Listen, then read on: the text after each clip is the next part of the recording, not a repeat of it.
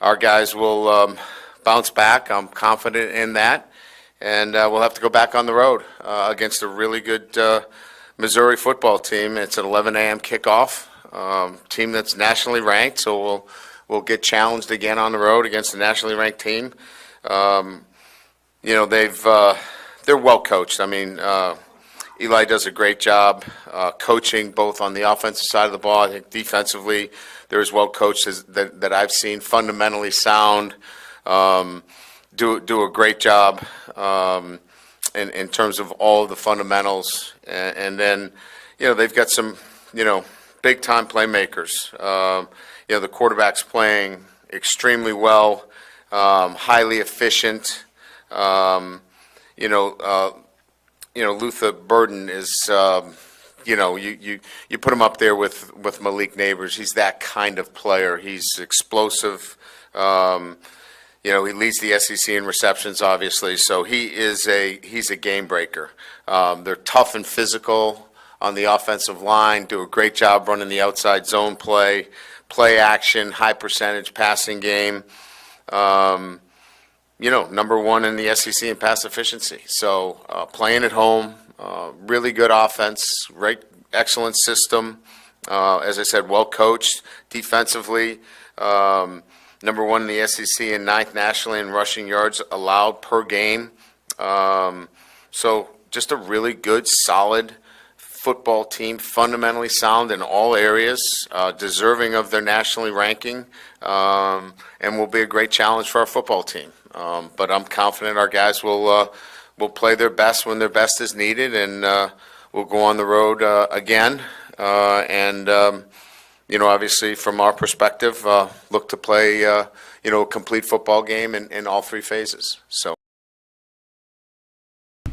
welcome everybody to another edition of the Chase with Jace. I am your host, Jace Lejeune, and again, we're going to talk about some LSU football here. And unfortunately, we're going to be talking about an LSU loss, and it's hard to believe with the high expectations going in to the season. After year one, Brian Kelly, you're thinking, okay, year one, you win the SEC West, you win 10 games. Going year two, it's going to get better, and LSU is going to be right there for a college football playoff. That's just a natural progression, right? Before the month of October had started, LSU finds themselves most likely outside the college football playoff discussion, already with 2 losses in the early part of the season in 5 games. LSU is 3-2. And we're going to talk about what is a very disappointing loss on the road against the Ole Miss Rebels. Now, we talked about this on the show last week, and we knew it was going to be a shootout because these are 2 of the best offenses in the SEC. You just look at the numbers of 2 of the most explosive offenses in the Southeastern Conference. So you were expecting a little bit of a shootout, but I don't think anybody expected what we saw on Saturday. 55-49 was the final score of that football game. Anytime, if you're LSU, you score 49 points, you account for over 600 yards of offense. Your quarterback, Jaden Daniels, accounted for over 400 yards and 5 total touchdowns. He had 2 100-yard receivers, including one in Brian Thomas, had 3 receiving touchdowns. Logan Diggs had over 100 yards on the ground. You look at one of the best offensive performances in LSU football history. And yet, LSU came on the opposite side of the win column there, on the opposite side of the scoreboard. 55-49 was your final score, as even though LSU had one of the best offensive performances that you'll probably ever see in the SEC, they've given up 55 points and over 700 yards of total offense. Unbelievable. Watching the 2020 LSU football team with Bo Pelini as the defensive coordinator, I thought that was probably the worst. That was the worst LSU defense I'm ever going to see. Well, that this past Saturday pretty much matched that. It was just really, really embarrassing, especially if you look at LSU, what they have been known for the last 20 years, right, 30 years is defense. And you're not going to see the LSU DBU of old. It's just simple as that. There's no Tyrann Matthews. There's no Patrick Petersons. There's no guys like that. We knew that pretty early. But when you're going to week 3, you're going to week 4, you pretty much know what your identity is.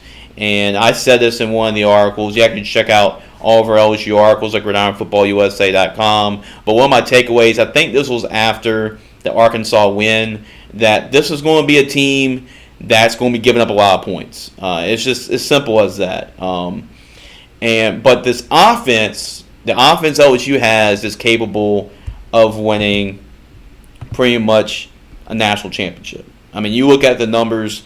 You can go look at the article. GridironFootballUSA.com is a recent article I just put up. It's actually in the link below if you want to take a look at it. But I mean, the numbers, I mean, offensively equals just as any of the elite offenses around the country in college football. You just look at it. Jaden Daniels has thrown more touchdowns than Michael Penix, who is probably the leading Heisman candidate right now, and he's actually accounted for more yards than Caleb Williams. And he's, I believe, second in the country in total yards of offense. I mean, the numbers are insane. I can kind of unravel all of them to you. So let's see. LSU second in the league in scoring, third in rushing offense. Jaden Daniels leads the SEC and is ranked number 2 in the nation in total offense with 400 yards per game. He is counted for 4 or more touchdowns in 4 consecutive games. Brian Thomas leads the nation in receiving touchdowns. Malik Neighbors is second in yards and catches in the country. You're just looking at this offense and say you can win a national championship with this offense, but the problem is the defense has just been atrocious. I mean, it's you can't wiggle your way around it. I mean, over 700 yards of total offense you've given up, and you give up 55 points. You've been giving up about 31 points per game, over 400 yards of offense. It's just not good. I mean, LSU's had a great 2-game stretch on offense, but they've been outscored. If you look at the Arkansas game and the Ole Miss game, you combine the 2 games, it's very frustrating to watch because and that's why I said in the article, like, shoring up LSU's defense is a must, because if it wasn't about the defense, we're talking about the defense, how bad it is, but if it's not about the defense, we would be talking about how good this offense really is. The only offense that's better than what we're seeing right now in LSU football history is the 2019 LSU offense, and that won a national championship. So it's unfortunate because Jaden Daniels came for another year. You knew, just based off the last couple of games of last season, you knew what Jaden Daniels is capable of. And with another year in the system, it was pretty similar to what Joe Burrow went through after his first year in a new offense, in a new system. Right? Because Joe Burrow, he had a slow start to his first year, and back in 2018 with LSU. Just find the rhythm with the receivers. Does that sound familiar? Having confidence in your offensive line, having confidence in your receivers, having confidence in the scheme. So early on, there was a struggle, just like Jaden Daniels, it was a struggle for Joe Burrow. But towards the end of that first season, you saw that go into fruition, and Jaden Daniels feeling very comfortable in the offense, and you saw that with Joe Burrow. And it's just a natural progression going into this year, in year number 2, and you see the numbers that Jaden Daniels is putting up. If it wasn't for the defense playing as bad as it is, you'll be talking about Jaden Daniels for the Heisman right now. He'll be out there in the conversation with a Caleb Williams or a Michael Penix or a Bo Nix or guys like that at the quarterback position. But unfortunately, the defense has let them down. So Brian Kelly, obviously very disappointed in the loss. Now, you just have to say, can this get any better? And you look at the defense. We were talking about some of the issues too. Can this get any better? Now, look at last year. Can y'all just go and just reflect back to last year, year 1? Matt House was one of the best assistant coaches in college football in year 1 last year. There was a big reason why LSU won the West. You go back and look at it, And look at year number 1, Matt House in some of those games early in the year, right? The Auburn game, if it wasn't for the defense playing as well as it was, LSU wouldn't have beat Auburn. They wouldn't have beat Arkansas. And they played well against Alabama. So this is a team. I mean, this was a defense last year. Matt House has had a lot of success in year number 1 that a lot of people are just forgetting about what he did in year 1. But that's just what it is in college football. It's what have you done for me lately? And lately, and as y'all know, the LSU defense has not been good. But Brian Kelly has a lot of confidence in Matt House for Matt House to figure this out. So Matt House, here's an opportunity for Brian Kelly to talk about Matt House and his confidence in him moving forward. After the coordinator. Oh, sure. And so how are you two working together, and how much confidence do you have in him that he's going to, try to get this fixed? Well, we have a process that we look when we win. We rely on our process for consistency, right? And when we lose, we do the same thing. But sometimes you have to tweak your process, right? There are things that you tweak, and so in our total preparation, it's always about the physical, the technical, the tactical, and the mental. So will there be some tweaks? Possibly, technically, sure. Tactically, absolutely. Where there'll be some tweaks physically, certainly. Maybe we have to do some things, but we have a process, so we don't get caught up in the emotions of what might or might not happen. So we always rely on our process so we can stay consistent on a day-to-day basis, and we'll rely on our process whether things are going well or sometimes when there's some adversity like there is. So there you go. That was Brian Kelly talking about Matt House and the confidence he has in him. Of course you're going to have confidence in him because that is your guy. That is a guy that you hired to call the defense. So if you're Brian Kelly, I mean, you pay him a lot of money to call the defense. So you have to be confident in your guy. And so it's too, I mean, early in the season, it's going to be interesting to see how much this defense can improve. A lot of the issues, they cannot be fixed overnight. So you just have to focus on some of the things, the little details, just to get a little bit of improvement. Because you go back and look at this offense, right? This offense is good enough to win your national championship. They can pretty much score every time they touch the football. So for the offense's sake, they know if the defense can just get 2 or 3 more stops, that's all you're asking for. You don't need the 85 Bears, right? You just need guys to step up and just make plays, make splash plays. Go back and look at the 2009 Saints team, Super Bowl team. Did that team have a dominant defense? No. Was the defense statistically good? No. But what did they do? They made splash plays. They forced fumbles. They caused interceptions. They gave their offense extra opportunities, extra possessions. This is what this defense needs to do. They're going to give up a lot of plays. We know this by now. But this defense, they need to be more aggressive. And this is something I've talked about. This is something I rambled on about, talking about this defense being more aggressive. And if you go back, that's actually one of my takeaways too. I think like 2 weeks ago, that if you're going to send the house, you're going to send everybody, maybe get to the quarterback. LSU had some success that way, right? I mean, there weren't many defensive plays made against Ole Miss, but they did get a PBU from Ryan Yates on 4th down. They got a PBU from Major Burns to force a punt. You got guys like Harold Perkins. You got guys like Deshaun Womack. You got guys in the front 7. And you just have to use them. Off the edge. Get Whit Weeks involved. Get him to blitz. But, I mean, you're giving up the big plays down the field anyway, so make it a 50-50 shot. Go after the quarterback. You can force him to throw it quicker than what he wants to. Maybe you force a sack, an interception. A lot of good things can come when you just be very aggressive and just go after the quarterback. And even if you hit the quarterback, you're going to affect him. It's going to affect his timing, his rhythm. So I'm curious to see how aggressive LSU really is moving forward in just getting after the quarterback. So we'll see. That's what I want to see from Matt House is how exotic, what can he do to affect the quarterback.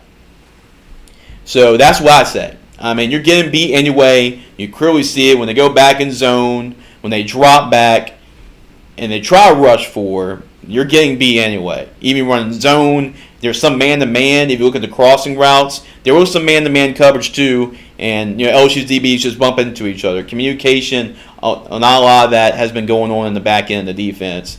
And speaking of that, I actually asked Brian Kelly about this. First of all, I want to ask him about Greg Brooks because Greg Brooks is a leader of this team. He's a team captain, and he was such a great football player last year for this defense. Was one of their best defensive players. He made the game-winning play against Auburn, if you remember from last year. So I know a lot of things are right now bigger than football, and in his situation, it's bigger than football. We all want the best for Greg Brooks.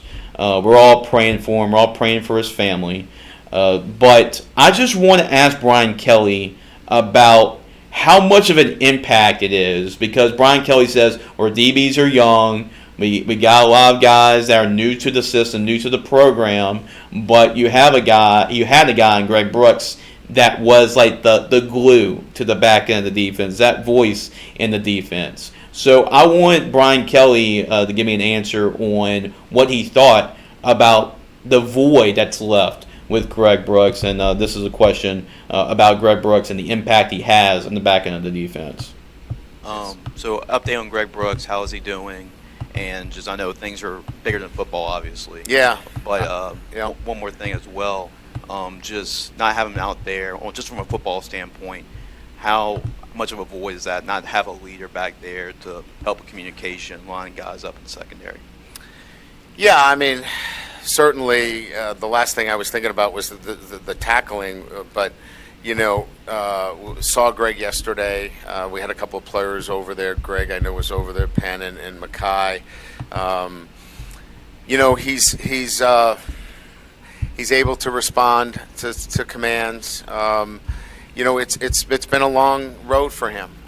His family has been amazing. They're there every day. The support that he's been receiving from the community has been overwhelming. I know the family can't thank everybody enough for the great support. But this is a long battle, and he continues to fight every day.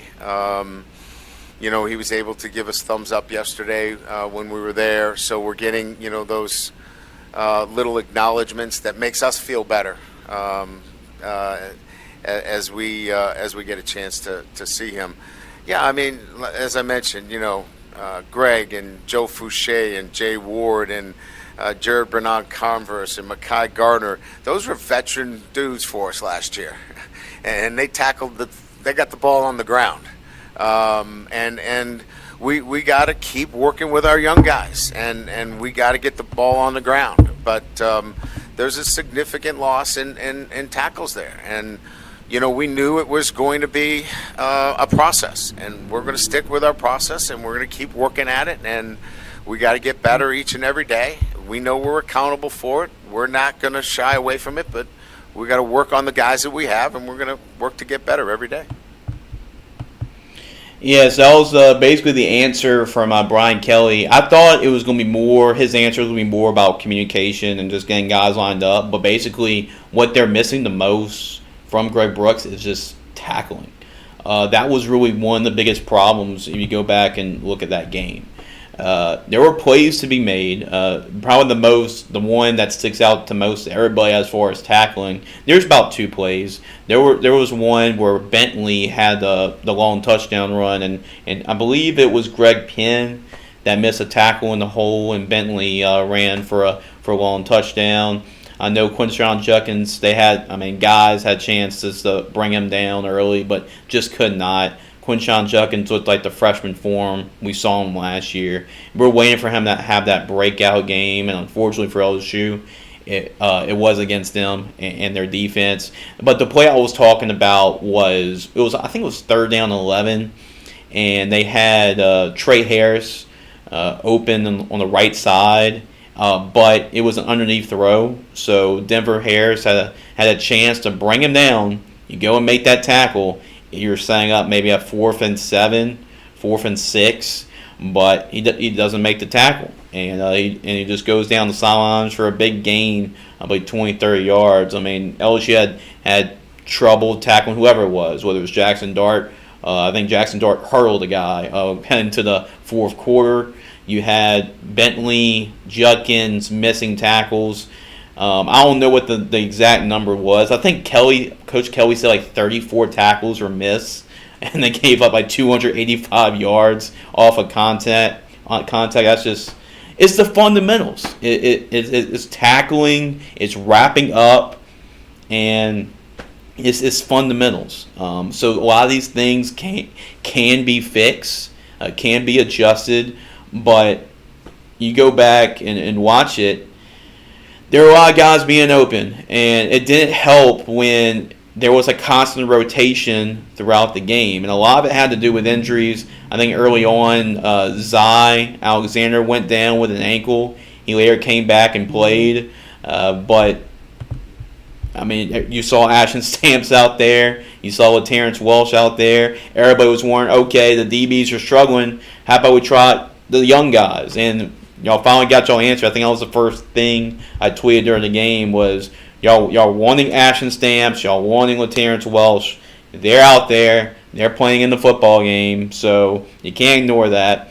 But you're going to see that combination. But you'll probably see a little bit more instead of Zy and Denver. You'll probably see a little bit more now of the two young guys. You'll probably see a little bit more of Ashton. You'll probably see more of Terrence Welsh, who had some flashes. Ryan Yates, I mean, he looked pretty good out there at safety, so you'll probably see a little bit more of Ryan Yates. But Brian Kelly talks about the cornerback rotation and the struggles and the challenges they've had to deal with that cornerback rotation throughout the game.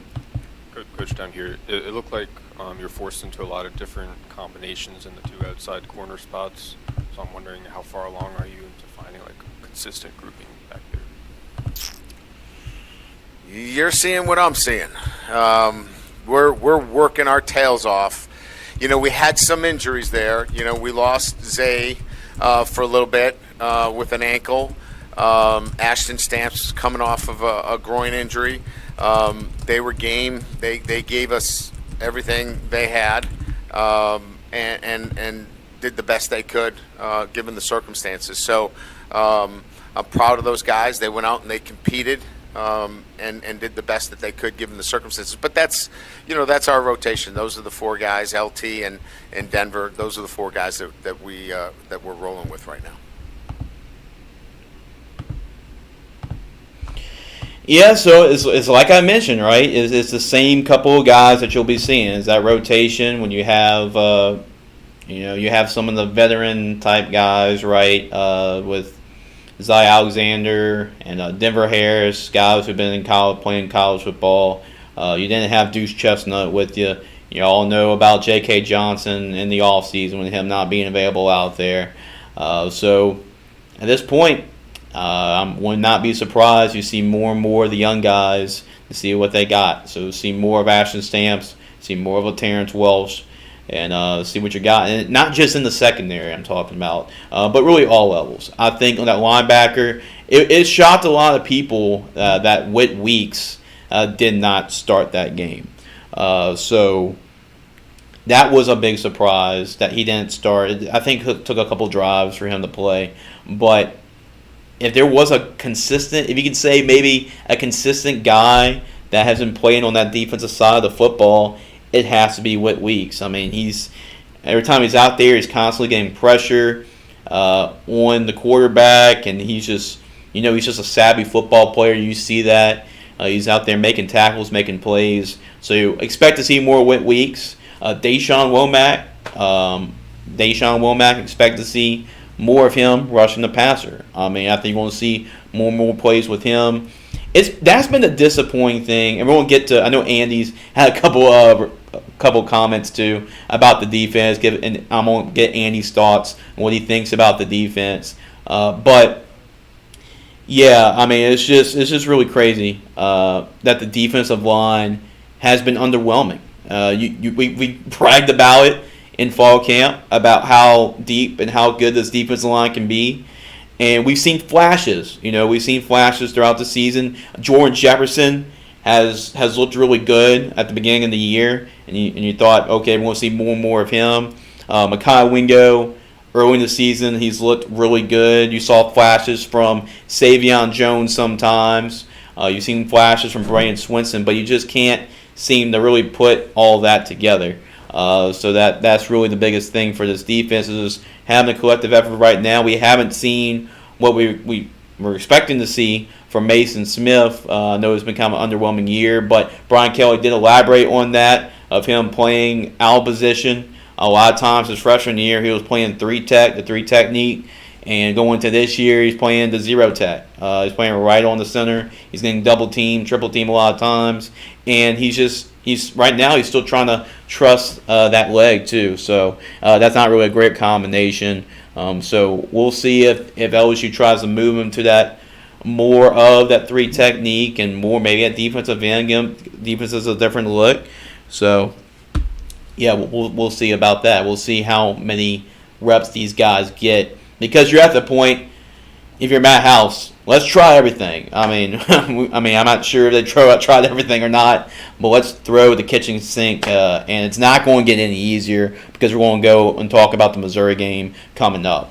One more quote from Brian Kelly, and it's when I mentioned, go to the article again, and I explain more of this. GridironFootballUSA.com is my recent LSU article about how it's important to shore up the LSU defense, not just to get wins, right? I mean, that's the most important thing, is to get wins and contend for the SEC West. And really, it's still wide open in the SEC West. I know it's a downtime right now for LSU, but look at last year. LSU went 4-2, and they made a run in the SEC West. So it's still a wide open battle right now. It's definitely not over by any means necessary. So, yeah, defensively, there's some problems, obviously. But we go to the offensive side. It's very important to shore up the LSU defense in order to really fully appreciate how elite this LSU offense really is. And unfortunately, we don't get to talk about it. We talk about, the defense is bad. The defense is terrible. This is a historic bad defense.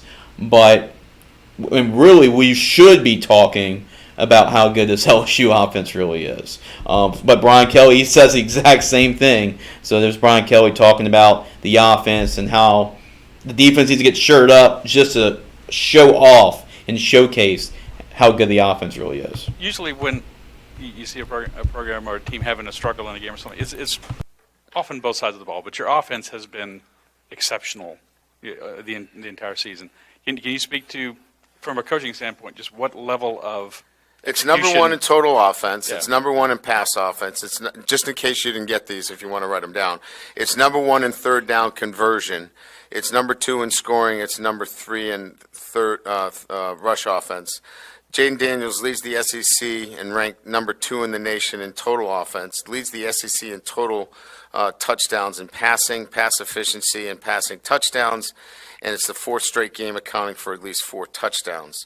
Brian Thomas leads the nation in receiving. This is from Mike Bonnett's sake, because he does this all the time, and I never read any of this stuff from Mike. So, Mike, That was a good. this is was a for good time. you. He does this. It's all nice. It's typed up. And I think, and you lead the nation in first downs. I think. Thank you. Yeah. And, it was interesting because, the 2019 team, prolific. It won the national championship. These numbers are starting to look like those kind of numbers. That's the kind of offense that we're talking about. And that's why it's so darn important to play better defense.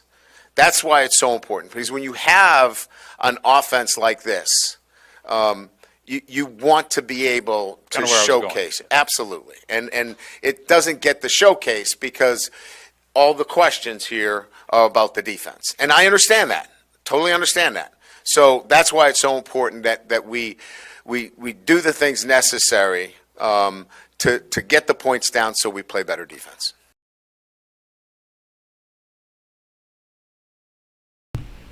So that was Brian Kelly talking about the offense, and we can say this a whole lot because it's such a defensive-heavy show, just as far as talking about how bad the defense is.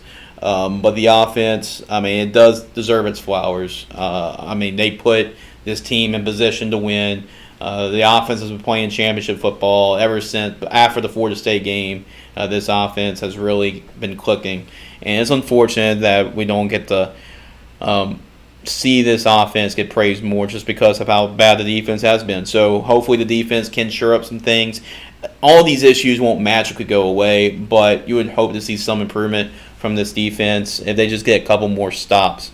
That would be really helpful because I'm not sure how many defenses can really slow down or stop this LSU offense when it's hitting on all cylinders.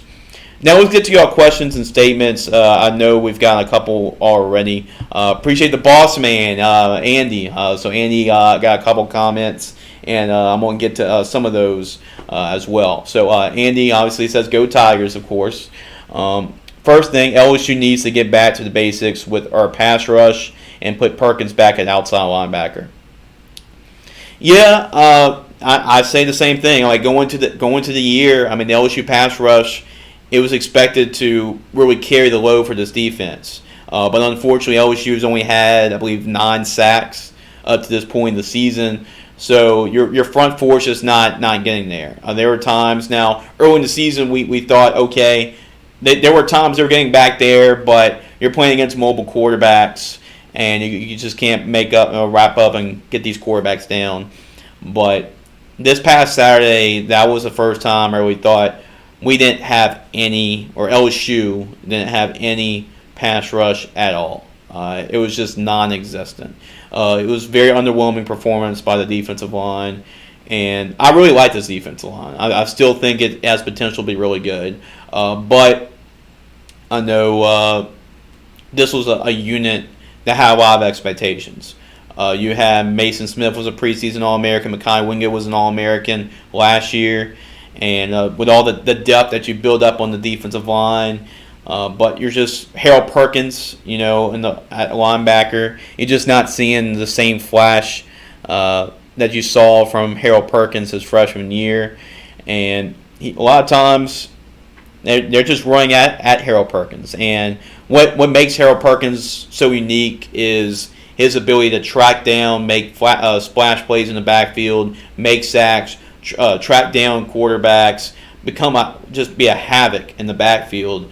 But he's not that guy that's going to be put his hand in the dirt, stop the run, because he's only really just over 200 pounds. That's all he really is. So a lot of times he's getting blown off the football, playing the run. So he needs to be the guy coming off the edge, be that guy that rushes the passer, gets in the backfield, and be that impact player. We just haven't really seen that from Harold Perkins. And hopefully we get to see that in freshman form from him last year going into the next year. So that was another problem. Now here's another thing. The DC needs to step up and make better calls. Yeah, I mean, really, with the defense being this bad, I blame it not all on the coach. But it is a mixture of calls a lot of times, and it's a mixture of the players just making the plays. There are some times I wish, like on third down, that he can be more aggressive. I feel like a tendency this year is that I think Matt House he knows what he's got in the back end, and he doesn't want to give up the huge play, and that's a lot of times he's playing zone. But you have to be aggressive sometimes, and like Andy later says, a great pass rush will fix our bad coverage. It does. It forces the quarterback to make quicker decisions. Forces the quarterback maybe to make a bad mistake. Maybe your defensive lineman can get a hand up in the air and deflect the football, create a PBU. There were some PBUs in the game, including which I thought was like the biggest play of the game when Ryan Yates deflected a pass from Jackson Dart on fourth down. He thought, okay, that was going to be the game, but it was not, and ultimately was not. But Yeah, a great pass rush will make up a lot for the stuff in the back end of the defense. And if it's not working with your front four, like I said earlier, this defense, they need to be an aggressive defense. The offense is playing aggressively. It's working out for them. You got players in your front seven.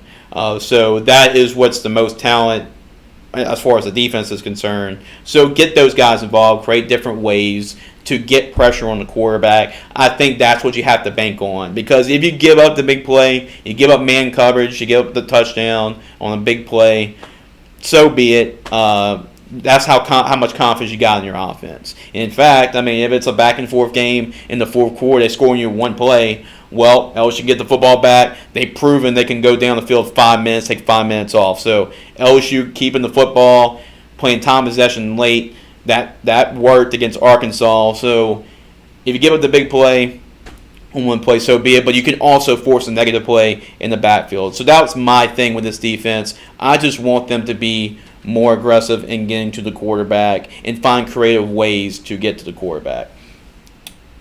Yeah, no DB can cover a wide receiver for more than 5 seconds. Yeah, it is what it is. Brian Kelly did talk about, and a really underrated issue that we haven't really discussed it, and we haven't really praised these guys enough last year. It was the DBs picked up through the transfer portal last year. Look back at Joe Fouché. Look back at Mekhi Garner. Look back at Jar Bernard Converse. Those guys were really good, and they really helped a lot of things in that back end of the defense. I think they were so underrated last year. That was a big reason why they were so successful. I thought the back end of the defense played great. And you got a lot of guys. I'm not saying this is really an excuse for anything, but you've got a lot of guys that were either veterans or guys that came from Division I programs that were once recruited by LSU. Joe Fouché was a Louisiana guy. You have Greg Brooks was a Louisiana guy. Mekhi Garner played at ULL. You had Jar Bernard Converse play at Evangel Christian. He's a Louisiana guy. So these are all guys that were talented, were recruited to play at Power 5 programs, Group of 5 programs, and were in Louisiana. They're Louisiana guys. Now you fast forward to this year, you got some guys from really the FCS level. They're great FCS players, but it's a different level than getting guys from the Group of 5, or from the Power 5, Division I guys. So, and then you're playing freshmen out there too. I mean, Ashton Stamps. You're playing young guys, right? I wouldn't say mostly freshmen, but Ashton Stamps. With Terrence Welsh as a sophomore. So those are young guys getting playing time too. So that is an issue that we haven't really discussed. A lot of veteran guys. I mean, there were first-year guys at LSU last year, but they were veteran guys as far as playing time, and they played at a high level as a Group of 5. So sorry about that. There's an issue with the phone right there. But yeah, I think that's been kind of an underrated issue there.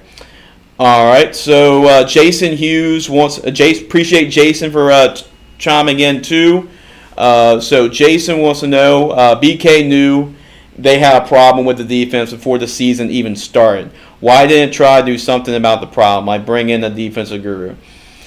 Well, Jason, I guess he's trying that right now, right? Right? So in case y'all haven't heard, in the defensive line, LSU brought along Pete Jenkins, who's been coaching for a long time. He's been on a lot of really good LSU football teams. He's a guru. I mean, he runs the lineman camp in Homa. So he is a mastermind. He is a guru as far as the defensive line goes. And Coach Janchek, I'm not following Coach Janchek. He's put in a tough position. We all know the situation with Coach Jimmy Lindsey, coming into with having the health problems, Jimmy Lindsey. And LSU didn't really have a defensive line coach, John Janchek. He was working with the outside linebackers, and that's really the defensive line. It's not his first area of expertise. So you bring in maybe a Pete Jenkins, so you can see like the defensive coaches are trying all they can, exhaust all their options they got, and maybe bring in a guy like Pete Jenkins.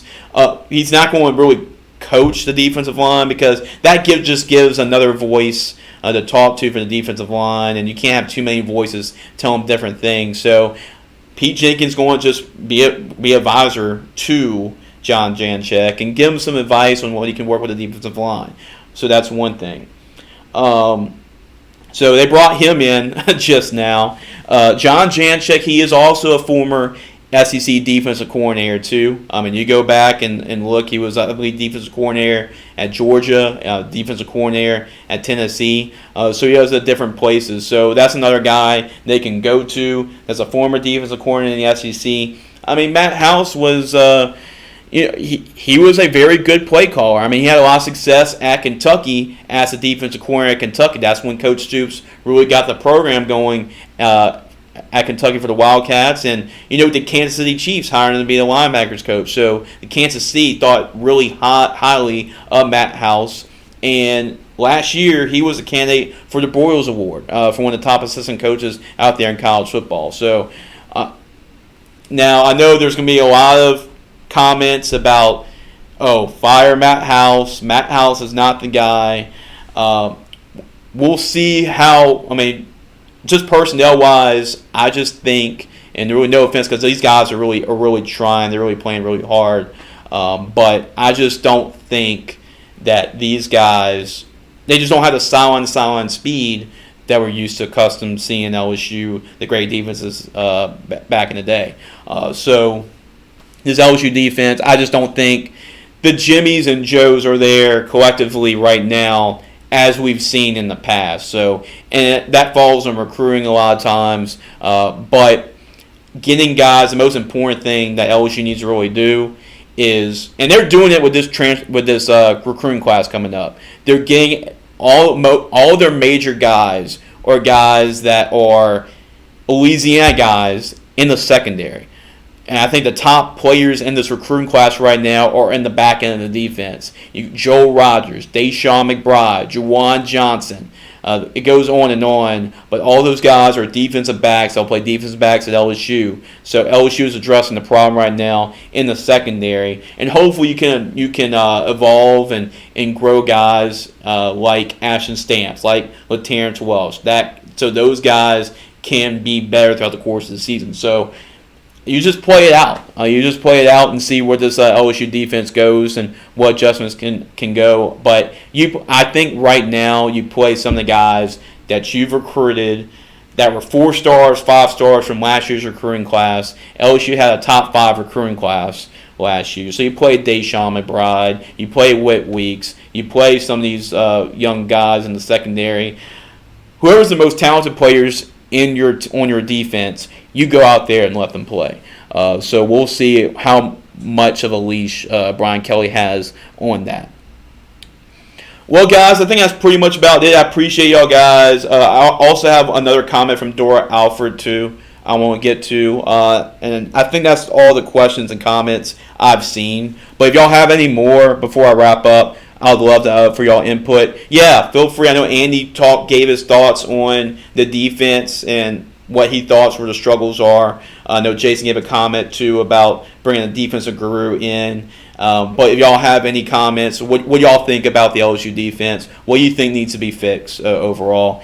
But really, it's not going to get any easier because you got Missouri coming up. Missouri is a high-flying offense, too. I can definitely see this being a similar score, maybe not as big, but it's definitely going to be in the 40s at least for both teams. They have a really good quarterback, and everybody knows about Luther Burden and the wide receiver group they got there. Luther Burden, it's going to be scary because Luther Burden is just not a good matchup for LSU. Because Luther Burden may be the best receiver that LSU has played since Keon Coleman. And you saw the issues LSU had against Keon Coleman for sure. So I'm interested to see how LSU does to try to stop them because 3 of the best receivers in the whole country will be playing on Saturday. 2 from LSU, Malik Neighbors, Brian Thomas. We don't talk about them enough, about how good they've really been. And it's like talk about Jaden Daniels. If we weren't talking about the defense, I know it's a defensive-heavy show, but what those three are doing, really four, Jaden Daniels, Malik Neighbors, Brian Thomas, Logan Diggs, that was as good of a quartet as you've seen. Okay, so Jason wants to know, but how fast can we see results? That's a big question, Jason. I don't think we're not going to see a big drastic change in this defense anytime soon. You may see it in the back end, maybe I would say towards the end of the season, maybe close to bowl game, maybe the 10th or 11th game of the season, maybe, when they feel like this defense has played a lot of football together and they can address a lot of these issues. But I don't think this is a problem that you can fix overnight. It's like I said, all the problems that you will see in a season, that will change from like week 1 to week 2, week 3. And from what you really see from week 4, week 5, that's pretty much who you get. And that's pretty much what you get. So after I saw what I saw against Arkansas, this is, this is going to have to be a team where a lot of the pressure is going to be on the offense to score pretty much every possession. Can the offense do that? Can the offense keep this team in games? Yes. But I just don't see how, with the personnel, you can see instant results just over a week. Because we've seen it with Arkansas struggled offensively the next week, right? You saw Arkansas struggle against Texas A&M. You saw Ole Miss struggle on offense before LSU. So it's just the defense. I think the defense can get a little bit better to where they're going to put you in position, at least for the offense, to give somewhat of a cushion. That's what I think, Jason. So I don't think it's going to be a drastic change. I know Andy says right here, I think the defense can see instant results if they change their play calls. Yeah, that's what I want to see with Matt House, being more aggressive, especially on the third down calls. But I still think if you don't get there, that's the danger, right? It's a high risk, high reward. So if you send a lot of people there, which I agree, I think LSU should blitz more, should put pressure more, be more aggressive. But you're still going to see a lot of the same results as far as maybe getting one-on-one coverage down the field. And when you're playing against Luther Burden this week, he can burn you, right? There's no question about that, of how bad he can burn you and what kind of playmaker he is. He's one of the top receivers in the country. So leaving him one-on-one is not a favorable matchup at all. But I still want the defense to take those shots because, like I said, maybe get it to the backfield, maybe force a sack, maybe force a fumble. So you give an extra possession to your offense. I feel like this defense is either going to give up a touchdown or they're going to steal a possession for their offense moving forward. So as far as this, if you're talking about results, as far as this is the 2011 LSU defense or like the Les Miles defenses, you're not going to see that drastic of a change. But if you can if you can improve enough to get 2 or 3 more stops and help your offense out, I think that's what you can probably see from this defense. Being opportunistic defense, force turnovers. Like I said, comparing that to the Saints. Now, one more final thing before I wrap up. That game last week, I'm not sure if y'all remember this or not, but you can probably go back and watch the game on YouTube. But watching this game live, it reminded me a lot of the 2013 LSU Georgia game. Because you go back and watch that game, Zach Mettenberg he had his best game as an LSU Tiger. And I think this past weekend, Jaden Daniels, if that wasn't his best game, that was definitely top 2 or top 3. The best games he's ever played. The receivers, look back at 2013. You had Jarvis Landry, Odell Beckham. They both had over 100 yards. This game, Malik Neighbors, Brian Thomas, they both had over 100 yards. And then Jeremy Hill was your back in 2013. He was your bell cow. This year, LSU's got their bell cow now. It's Logan Diggs, it's without a doubt. We've seen more and more of Logan Diggs now. than ever before. So he is your bell cow. You'll still probably see Josh Williams every now and then, maybe Caleb Jackson every now and then, but it's clear and obvious. Logan Diggs is your best back, and you're going to see him pretty much all the time. But those four in those two games played phenomenal, and they gave LSU every right to win that football game. But just like what you saw this past Saturday, the defense disappointed. It wasn't one of the best defenses that LSU had back in 2013 either. I think Aaron Murray, Jackson Dart, both are two really good SEC quarterbacks, and they burn you. And they just outscored you at the very end. So that game reminded me a lot of 2013 LSU and Georgia. Just a thought there. So, again, Missouri, they're undefeated. This is a big game for Missouri, right? This is like a prove-it game. I know everybody's saying, okay, Kansas State, they've won that game, but this is a prove-it game for them to see what they can do. Because this is a ranked matchup. I think 20 versus 23, I believe. I'm going to go back and look for double check. But it's going to be a ranked-on-ranked matchup, and this is going to be one of the biggest out there, too. So, for Missouri, as far as their program history, as far as what this win could mean for LSU. The last time they played at Missouri, it didn't go well for the LSU defense either. That was the 2020 year. That was the game Miles Brennan. I think he threw for like 400 yards. Terrace Marshall went off, but they still weren't able to outscore Missouri. I think they got stopped in the goal line at the end for Missouri to win. So, yeah, it may be that type of game again going back in 2023 because Missouri's catching LSU's defense at the right time for both those years, that's for sure. Jason Hughes, what does the remaining schedule looks like as far as losses? Now, everybody's saying, okay, last year LSU was 4-2. If y'all can remember that, they lost to Tennessee, and it wasn't close. It was like 40-14. But Brian Kelly, I remember Brian Kelly saying that was like the turnaround for their season after that second half against Tennessee. Once they went through Tennessee, LSU went on a roll, right? So can they do that again? They could, because this offense is going to keep them in every single game moving forward. But do I see them running the table and going undefeated the rest of the way? Have a chance to go to the SEC championship? I just don't think so.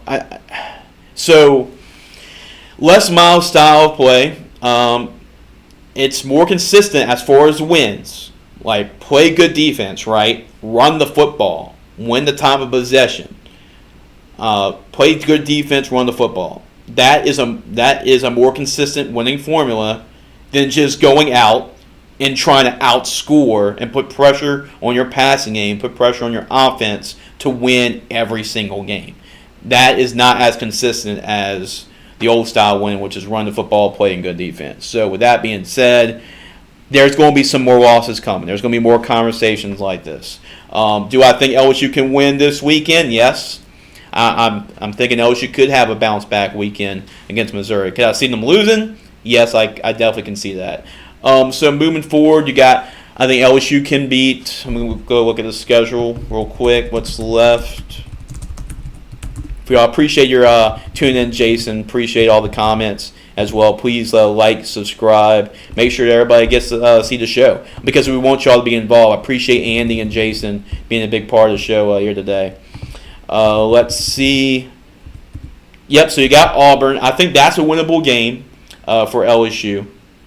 And especially if it's a shootout, because there's no way that Auburn is going to be able to keep up with LSU offensively. Auburn can beat LSU if they stifle their offense and play that style I was telling you about, what the Les Miles winning formula was. But Auburn's a winnable game. You got Army. Alabama's going to be very tough. LSU beat them last year, but it's going to be on the road, and Alabama's defense, their offense has been struggling. It's a winnable game for. It's not like you're going to go to Alabama and it's like, oh, there's no way you can beat Alabama. They have a winnable game the rest of the way. there's nobody in the SEC, even Georgia, that's invincible right now. The SEC looks pretty weak as that. LSU could run the table, but there is going to be a loss or two here somewhere. I see LSU losing to Alabama, and then maybe just because how Texas A&M has been playing, I can see Texas A&M being a loss too. And with Max Johnson being the starter there, he's going to really want that game even more. But maybe I'm thinking maybe 2 losses the rest of the way. Maybe you're looking at 8-4 the rest of the season.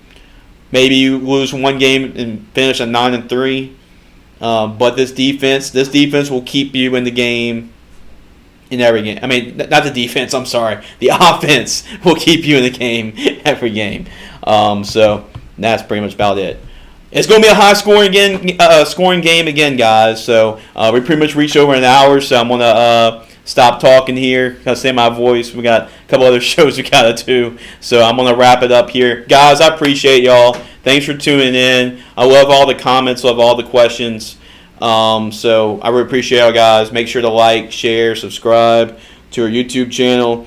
And then we'll make sure we'll come back again, same time, 12:30 next Wednesday. We'll recap what hopefully is an LSU win on the road against Missouri, and we'll go from there. I know Dora, I forgot to mention her comment. Should you take football rankings seriously at this point of the year? Said, yeah, I mean, you still got the college football playoff rankings coming up, but it's a still good measuring stick where everybody's at.